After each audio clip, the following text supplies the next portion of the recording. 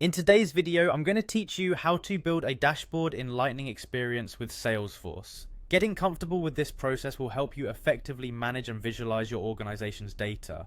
Let's dive in and walk through the steps together.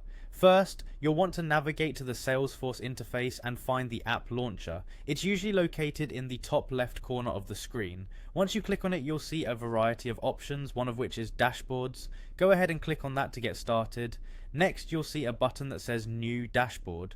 Clicking this will take you to a new screen where you'll begin building your dashboard. Here, it's time to get creative by providing a name for your dashboard. This is an essential step because a clear, descriptive name will help you and others easily identify the dashboard's purpose. Additionally, you have the option to jot down a description. Including a brief description here can offer valuable context and make it easier for others to understand the data being presented. Once you've named your dashboard and filled out a description, you'll need to decide where to store it. By default, your dashboard will be saved in private dashboards. This keeps it only accessible to you until you're ready to share it with others. However, you can choose a different folder if you want to manage access more broadly within your organization.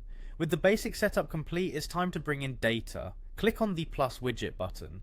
This is where the fun begins as you start to populate your dashboard. You'll need to select a report to use as the widget's data source. Think about what data is most relevant to your goals and select accordingly. This report will be the backbone of your widget's display. Now it's time to get visual. Choose how you want to present this data. It could be a chart, a table, or another format depending on your needs. Customizing the widget to suit the data's message is key, so take your time to ensure it communicates effectively. When you're satisfied, click Add to place the widget on your dashboard. Once it's there, you can arrange your widgets by dragging and dropping them into a layout that makes the most sense for your needs. Adjust their sizes to ensure everything is easy to read and well organized. For those seeking more advanced functionality, adding filters can immensely increase the dashboard's value. Simply click plus filter to apply parameters that allow users to customize their view of the data. Finally, remember to click save so you don't lose all your hard work, and there you have it, a custom dashboard built to deliver insights at your fingertips.